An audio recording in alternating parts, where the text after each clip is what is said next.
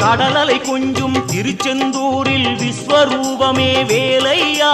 பழமுதி சோலை அறுபடை வீடும் புண்ணிய தரிசனம் முருகையா திருநீர் அணிந்து வரும் போது நெஞ்சில் நிம்மதி பிறக்குது கந்தையா